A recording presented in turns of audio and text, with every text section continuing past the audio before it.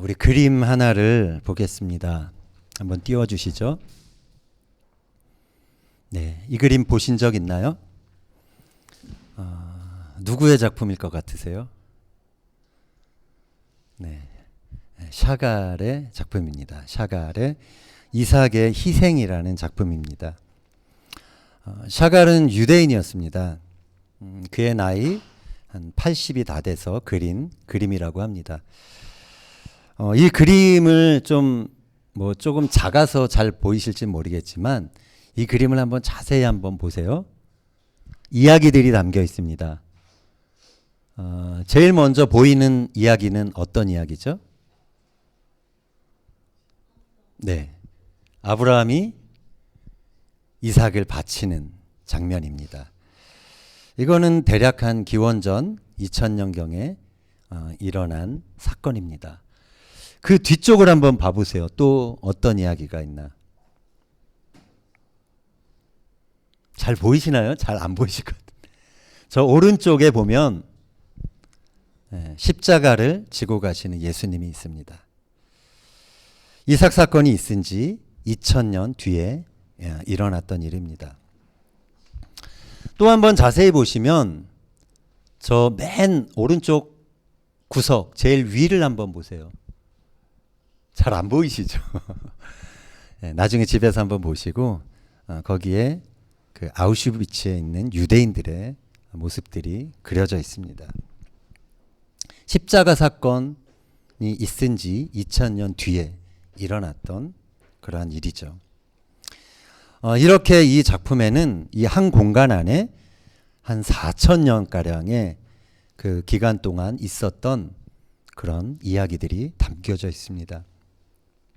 그림 왼쪽을 또 보시면 나무가 있고 그 옆에 한 여인이 있습니다. 누굴까요? 네, 사라입니다. 사라. 이삭을 드릴 때 그 장면에 성경에서는 사라가 없지만 사라가 놀라면서 있는 장면, 그리고 그 아래로는 어린 양이, 준비된 어린 양이 그려져 있습니다. 그 그림의 위쪽을 보시면 한 여인이 아기를 안고 있죠. 누굴까요? 예수님의 어머니 마리아와 예수님입니다. 그리고 보면은 왼쪽 상단에 보면 천사가 있습니다. 두 천사가 있는데 이 파란색 천사는 아브라함을 말리고 있습니다.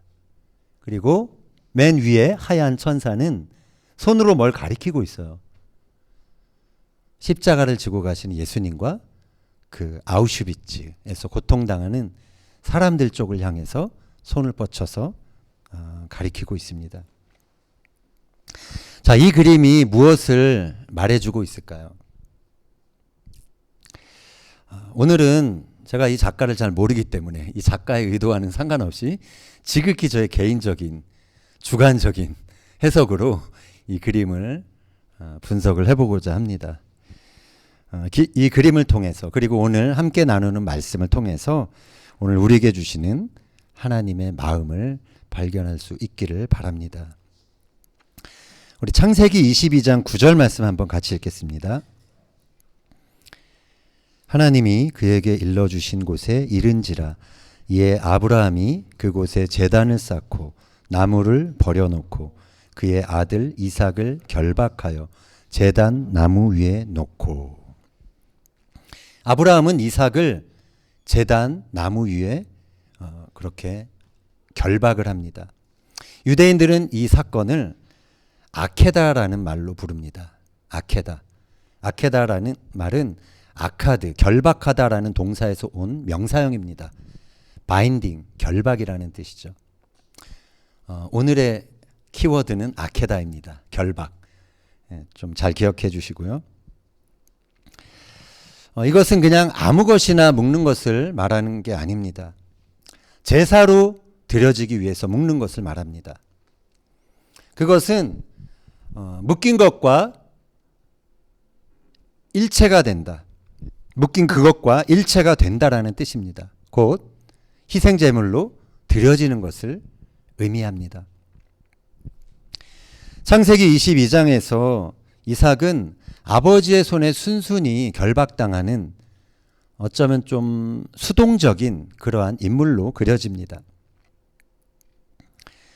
그런데 다른 유대인 랍비들의 글을 보면은 이삭은 자신이 희생될 것을 미리 알았던 사람으로 그려집니다.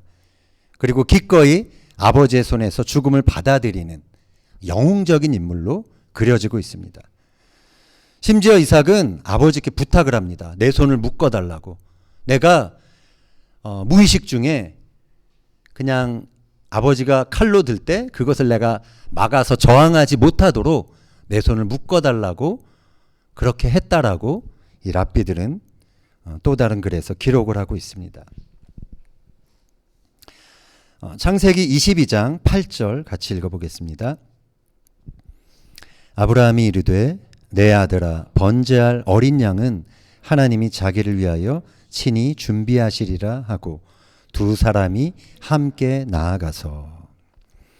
자, 성경은 아브라함과 이삭 이 두 사람이 함께 나아갔다라고 표현하고 있습니다. 함께가 히브리어로 뭔지 아세요? 야하드, 베야하드, 함께. 함께가 야하드인데요. 이것은 같은 뜻으로라는 뜻이 있습니다. 이삭은 제단 나무 위에 몸만 묶여 있는 것이 아니었습니다. 그의 마음까지도 아버지의 뜻에 함께 결박되어 있었던 것입니다. 우리가 알다시피 이삭은 아브라함이 100세 때 얻은 너무도 소중한 아들이었죠. 하나님의 약속을 기다리고 기다렸다가 드디어 얻었던 그런 소중한 자손이었습니다. 하나님은 이미 아브라함에게 말씀하셨죠. 다른 사람이 아니라 이삭에게서 나는 자라야 너의 씨다 라고 말씀하셨습니다. 하나님의 모든 언약이 바로 이삭, 이 한 사람에게 달려 있었던 것입니다. 자, 그런데 이 이삭을 번제로 드린다면 어떻게 되는 걸까요? 씨가 마르는 거죠. 씨가 끝나는 거죠. 하나님의 언약. 이삭에게서 나는 후손이 없기 때문에 하나님의 언약이 끝나버리게 되는 것입니다. 여러 민족의 아버지가 된다라는 그 아브라함의 부르심, 그리고 아브라함의 미래는 이제 끝나게 되는 것입니다. 하나님이 왜 이러한 시험을 아브라함에게 하셨을까요? 그리고 아브라함은 어떻게 사랑하는 아들, 그 소중한 아들을 하나님께 드리겠다라고 그러한 뜻을 정할 수가 있었을까요? 창세기 3장을 보면 여자의 후손에 대한 그러한 언급이 나옵니다. 한번 같이 읽어볼까요? 창세기 3장 15절. 내가 너로 여자와 원수가 되게 하고 내 후손도 여자의 후손과 원수가 되게 하리니 여자의 후손은 내 머리를 상하게 할 것이요 너는 그의 발꿈치를 상하게 할 것이라 하시고. 하나님이 누구에게 한 말이죠?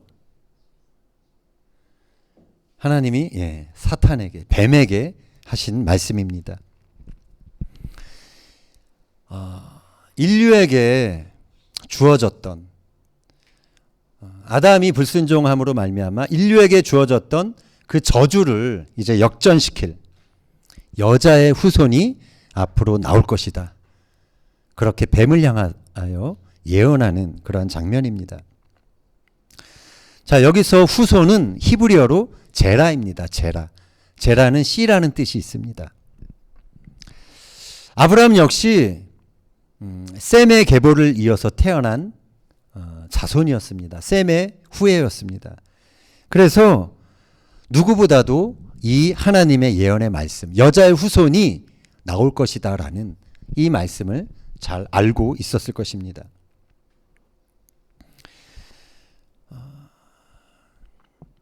그래서 이제 그의 씨를 통해서 하와의 후손이 이어지고 결국 사단의 머리를 부숴버릴 그런 여인의 후손이 나올 것을 이 아브라함도 믿고 기대하고 있었던 것이죠. 예수님은 유대인을 향해서 이런 말씀을 하신 적이 있습니다. 요한복음 8장 56절 읽겠습니다.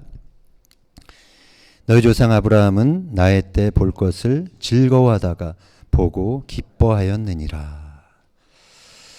자, 이 말씀이 당시 바리새인들, 유대인들의 심기를 건드렸죠. 네가 50도 안 됐는데 어떻게 아브라함을 보았다고 하느냐. 예수님께서 나는 아브라함이 나기도 전에 있었다라고 말씀을 하셨죠. 어쩌면 아브라함은 이 이삭을 드리는 이 순간에 계시를 통해서 장차 올 예수님의 때를 보았는지도 모릅니다. 이거는 그냥 추측해 볼 수 있는 것이죠. 하나님께서 아브라함에게 요구하신 것은 단순히 이삭의 목숨이 아니었습니다. 이삭에 대한 아브라함의 소유권을 요구하신 것입니다. 하나님은 아브라함이 그 소유권마저 포기하고 순종했을 때 하나님께서 직접 하실 그러한 일들을 보여주기 원하셨습니다. 하나님이 아브라함에게 요구하신 것은 하나님의 동역자가 되라는 것입니다. 여자의 후손이 오기까지 하나님께서는 전적으로 하나님의 뜻에 순종하여 하나님의 뜻을 이 땅 위에 펼칠 동역자가 필요하셨던 것입니다. 아브라함은 그래서 또 한 차례 믿음의 도약이 필요했습니다. 우리가 지난주에 아브라함에 대해서 살펴봤죠. 이삭을 갖기 전에 그는 이제 자신의 몸과 사라의 태로는 더 이상 자녀를 낳을 수 없다라는 사실을 알았습니다.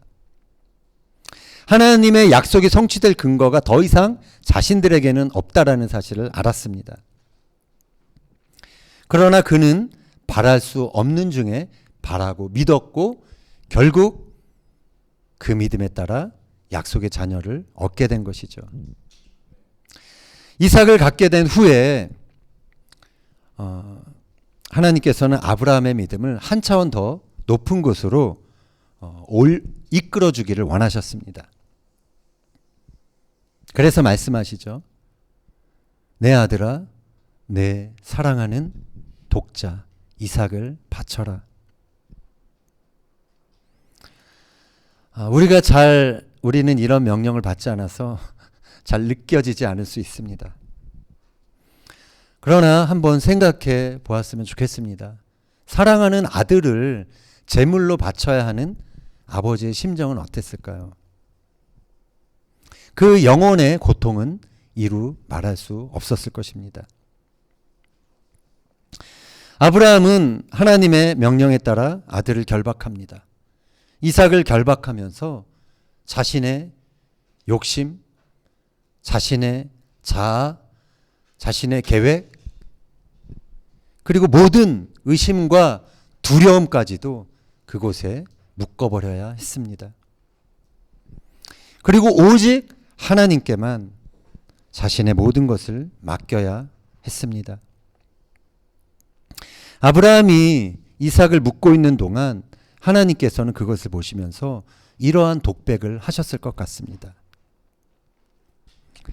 아들을 나무 위에 묶는 너의 심정이 어떠니? 그것은 장차 세상을 구원하기 위해 내가 하게 될 일이란다. 히브리서는 이후의 과정을 이렇게 묘사합니다. 히브리서 11장 17절 이하 같이 읽겠습니다. 아브라함은 시험을 받을 때에 믿음으로 이삭을 드렸으니 그는 약속들을 받은 자로되 그 외아들을 드렸느니라. 그에게 이미 말씀하시기를 내 자손이라 칭할 자는 이삭으로 말미암음이라 하셨으니 그가 하나님이 능히 이삭을 죽은 자 가운데서 다시 살리실 줄로 생각한지라. 아멘. 아브라함은 자기 아들이 죽을지라도 하나님께서 다시 살리실 수 있는 분이라는 그 사실을 믿었습니다. 죽은 태를 열고 생명을 주셨던 그 하나님, 그 하나님이 죽은 자를 못 살리시겠는가? 그는 믿었던 것입니다. 그의 믿음의 습관, 한번 경험했던 그 믿음은 더 큰 믿음으로 이제 확장된 것입니다. 자신을 지금까지 인도해 오신 하나님의 신실하심을 생각할 때 인간의 상식으로는 도저히 이해할 수 없는 그러한 시험에도 분명히 여기에는 하나님의 뜻이 있을 거야 라고 그는 믿었던 것입니다. 이처럼 하나님은 아브라함을 믿음과 순종의 사람으로 만들어 가셨습니다. 믿음의 사람만이 세상의 상식을 뒤엎고 하나님께서 하실 일들을 이 땅에서 이루어낼 수 있기 때문입니다. 하나님은 순종한 아브라함에게 이러한 약속을 주십니다. 창세기 22장 16절 이하 같이 읽겠습니다. 내가 이같이 행하여 내 아들 내 독자도 아끼지 아니하였은즉 내가 내게 큰 복을 주고 내 씨가 크게 번성하여 하늘의 별과 같고 바닷가의 모래와 같게 하리니 내 씨가 그 대적의 성문을 차지하리라. 또 내 씨로 말미암아 천하 만민이 복을 받으리니 이는 내가 나의 말을 준행하였음이니라. 아멘. 하나님께서는 하나님의 뜻에 자신을 결박한 그 사람을 통해서 일하십니다. 그리고 그들에게 약속을 주십니다. 내 씨가 대적의 성문을 차지할 것이다. 내 씨로 말미암아 천하 만민이 복을 얻게 될 것이다. 이 말씀은 결국 아브라함의 자손으로 오신 예수님을 통해서 비로소 성취가 됩니다. 이삭은 아버지의 뜻에 따라서 희생 제물이 돼야 했던 예수님의 완벽한 표상이라고 할 수가 있습니다. 이삭과 예수님 둘 다 독자였습니다. 둘 다 기적적으로 탄생을 경험했습니다. 둘 다 자신이 묶이게 될 그 나무를 지고 모리아 산을 올라갔습니다. 둘 다 아버지의 뜻에 따라 자신을 희생 제물로 결박했습니다. 예수님은 할 수 있거든 이 잔을 내게서 옮겨달라고 처음에는 기도하셨습니다. 죽음의 잔을 마시는 것은 고통스러운 일입니다. 그러나 예수님은 나의 원대로 마옵시고 아버지의 원대로 하옵소서라고 기도를 맺으셨죠. 예수님은 결국 죽는다는 그 두려움에 자신을 결박한 것이 아니라 하늘 아버지의 사랑, 하늘 아버지의 계획, 그 뜻에 자신을 묶어버린 것입니다. 바울은 예수님의 순종 이후의 결과를 이렇게 기록하고 있습니다. 빌립보서 2장 8절 이하 읽겠습니다. 사람의 모양으로 나타나사 자기를 낮추시고 죽기까지 복종하셨으니 곧 십자가의 죽으심이라. 이러므로 하나님이 그를 지극히 높여 모든 이름 위에 뛰어난 이름을 주사 하늘에 있는 자들과 땅에 있는 자들과 땅 아래에 있는 자들로 모든 무릎을 예수의 이름에 꿇게 하시고 모든 입으로 예수 그리스도를 주라 시인하여 하나님 아버지께 영광을 돌리게 하셨느니라. 아멘. 하나님께서는 하나님의 뜻에 자신의 삶을 결박한 예수님께 이 땅의 모든 권세를 주셨습니다. 그리고 그의 희생의 피를 통해서 온 인류가 죄사함을 얻게 되는 그 생명의 길을 열어주셨습니다. 이 역사를 이루기 위해서 하나님은 사랑하는 아들을 십자가에 결박해야 하셨던 것입니다.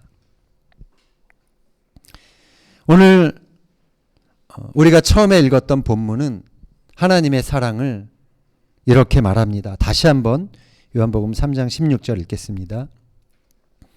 하나님이 세상을 이처럼 사랑하사 독생자를 주셨으니 이는 그를 믿는 자마다 멸망하지 않고 영생을 얻게 하려 하심이라. 아멘. 예수님은 하나님이 사랑하시는 하나밖에 없는 아들이었습니다. 하나님은 그 독생자를 아끼지 아니하시고 우리를 위해 내어주셨습니다. 우리는 결국 이 이삭의 결박, 이삭의 아케다를 통해서 우리를 구원하기 위해 독생자를 아낌없이 내어주신 하나님 아버지의 사랑을 보게 되는 것입니다. 오늘 우리가 살펴본 이 결박, 아케다의 궁극적인 메시지가 무엇일까요? 그것은 약속된 씨의 결박과 희생을 통해서 인류에게 구원과 생명이 허락되었다라는 것입니다. 약속된 씨로 말미암아 사단의 머리가 깨어졌다라는 것입니다. 약속된 씨로 말미암아 천하 만민이 복을 얻게 되었다라는 것입니다. 아브라함은 바랄 수 없는 중에 바라고 믿었습니다. 그래서 그 믿음이 의롭다라고 하나님께 인정받고 선포되었던 것입니다. 우리도 마찬가지라는 것입니다.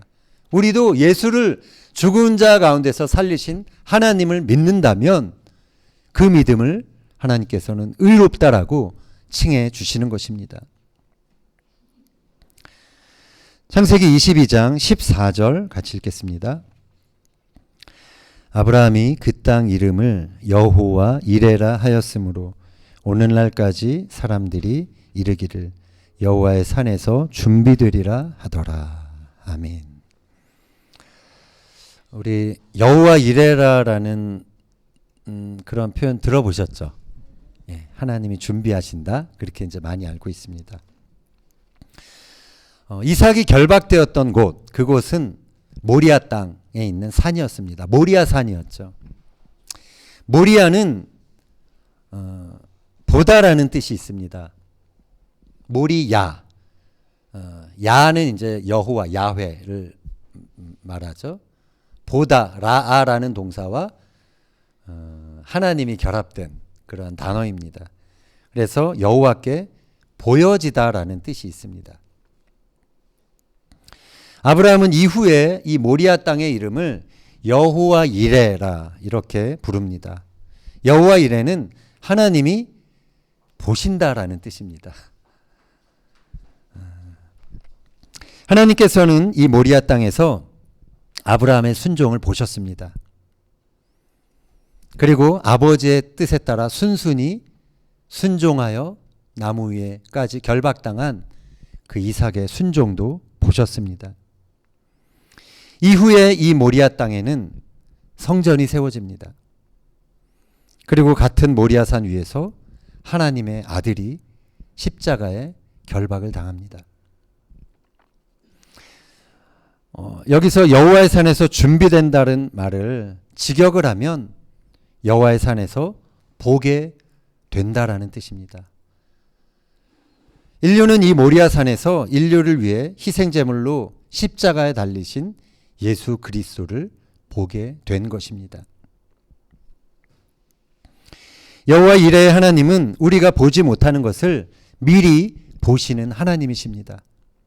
우리가 길을 잃은 곳에서 피할 길을 이미 미리 보고 계시는 분이십니다.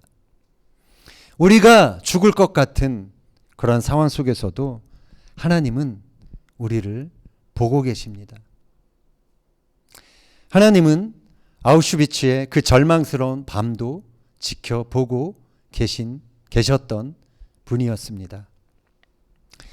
바벨탑을 내려다보고 계셨던 하나님, 이삭의 결박을 보고 계셨던 하나님, 그리고 아들의 결박을 보셨던 하나님은 우리의 고통스러운 현재와 불안한 미래도 미리 보시는 하나님이신 것입니다.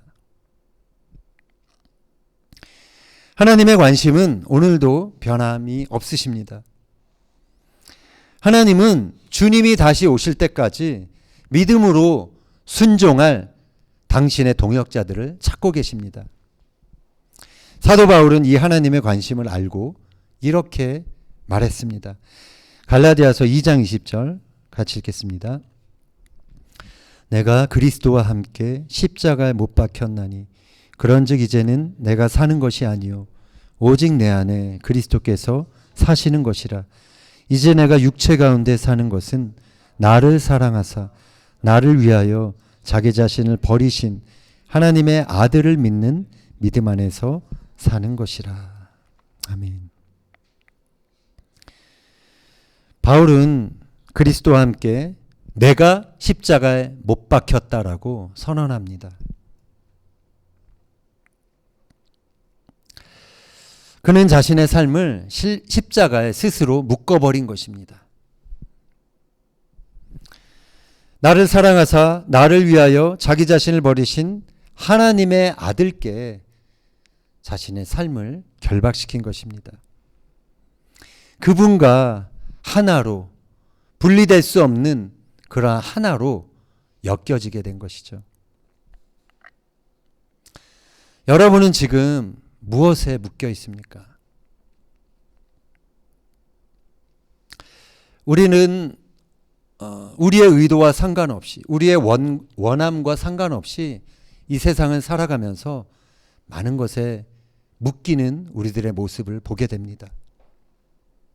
내일에 대한 염려로, 자녀들에 대한 근심으로, 또 돈과 일에 대한 걱정으로 너무도 쉽게 묶여버리는 우리들의 마음을 우리는 보게 됩니다. 안타까운 것은 우리가 묶여있는 그 대상에 따라 우리의 인생이 그냥 끌려가게 된다는 것입니다. 우리는 그 결박을 풀어내야 합니다. 그 결박을 풀고 먼저 하나님 아버지의 그 사랑과 그 뜻에 나 자신을 묶어야 합니다.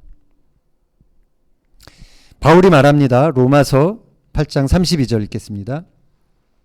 자기 아들을 아끼지 아니하시고 우리 모든 사람을 위하여 내주시니가 어찌 그 아들과 함께 모든 것을 우리에게 주시지 아니하겠느냐. 아멘. 사랑은 히브리어로 아하바입니다. 성경에서 이 아하바라는 단어는 창세기 22장 우리가 설교에서 인용했던 그 22장 그 이삭의 사건 거기서 처음으로 나오게 됩니다. 아들을 희생제물로 드리는 아버지의 사랑을 표현할 때 이 아하바라는 단어가 쓰였습니다. 하나님은 그 아들을 아끼지 아니하시고 우리를 위해 기꺼이 내어주시는 그런 사랑의 하나님이었습니다. 그 사랑의 하나님께 여러분의 인생을 걸어보지 않겠습니까? 그 하나님과 하나로 묶여서 하나님의 뜻에 전적으로 순종하는 그러한 삶을 살아보지 않겠습니까? 오늘 사실 우리가 살펴보고자 했던 이 샤갈에 대한 그림은 제가 하나도 분석하지 않았습니다. 그런데 오늘 우리가 지금까지 나눴던 말씀을 우리가 생각하면서 이 그림을 한번 다시 본다면 조금 다른 의미로 다가오게 될 것입니다. 한번 그림을 다시 한번 좀 보십시오. 세 가지 이야기가 어떻게 연결될 수 있는지.